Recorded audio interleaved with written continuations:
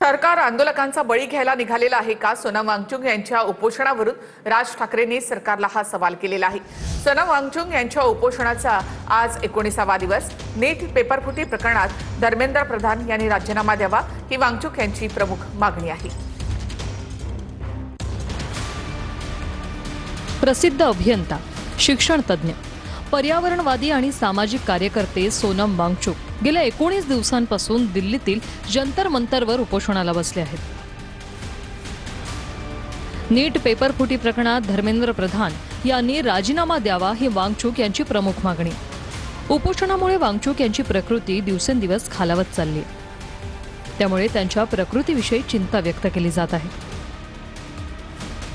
वांगचुक यांच्या उपोषणाचा आज 19वा दिवस असून देखील केंद्र सरकारमधील कुणीही मंत्री तिथे चर्चेसाठी फिरकलेले नाहीत। दरम्यान वांगचुक यांच्या उपोषणाला देशभरातून पाठिंबा वाढतोय। अनेक सेलिब्रिटी आणि विरोधी पक्षाचे नेते वांगचुक यांची भेट घेण्यासाठी आंदोलनस्थळी येत आहेत। याच मुद्द्यावरून राज ठाकरेंनी एक पोस्ट केली आणि केंद्र सरकारवर निशाणा साधलाय। राज ठाकरे काय म्हणाले पाहूया। सोनम वांगचुक यांच्या तब्येतीच्या ज्या बातम्या ऐकू येत आहेत त्या निश्चितच काळजीत टाकणार आहेत। श्रीरामाची तिजोरी लुटली जात असताना शांतपणे बघणाऱ्या सरकारला नागरिकांच्या आंदोलनाने काय फरक पडणार?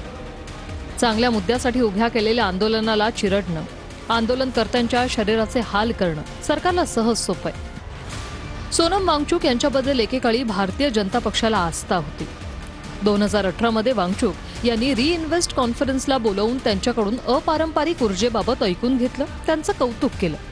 पण लडाखसाठी वांगचुक यांनी उपोषण आंदोलनं केली तेव्हा सरकारने काहीही केलं नाही। आता नीटमधील गोंधळावरून मंत्र्यांची हकलपट्टी करा, परीक्षांमध्ये पारदर्शकता आणा हीच वांगचुक यांची मागणी। व्यापम घोटाळ्यापासून ते परीक्षांचे पेपर्स फुटणे हे भाजपच्या काळातच होतंय। सगळ्या यंत्रणांना हाताशी धरून आलेली अमर्याद सत्ता आहे, यामुळे सत्ताधारी निर्ढावल्यासारखे वागत आहेत। आम्हाला कोणी प्रश्न विचारायचे नाही हा एक वेगळाच मात सध्या भाजपला आला आहे। राजकीय किंवा निवडणुकांचा स्वार्थ नसेल तर हे सरकार कुठल्याही आंदोलनाकडे बघणार नाही। राजकीय स्वार्थ नसेल तर सरकार कायम आंदोलनकर्त्यांना देशद्रोही ठरवणार, काहीतरी घातपात असल्याच्या शक्यता पेरत राहणार। पण या असल्या कुजबूज मोहिमांवर आणि यंत्रणांच्या जोरावर तर या सत्तेचा डोलारा टिकलाय। सध्या नेहरूंपेक्षा किती जास्त दिवस मोदी पंतप्रधान पदावर बसलेत याचा आनंद व्यक्त केला जातोय। पण किती दिवस पंतप्रधान पद या आकड्यापेक्षा किती ठाम भूमिका घेऊ कृती केलीत या आकड्याला अर्थ आहे।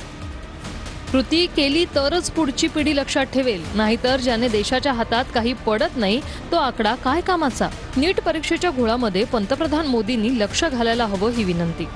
आम्ही राजकीय पक्ष म्हणून पूर्ण शक्तीने या आंदोलनाच्या आणि लोकभावनेच्या पाठीशी।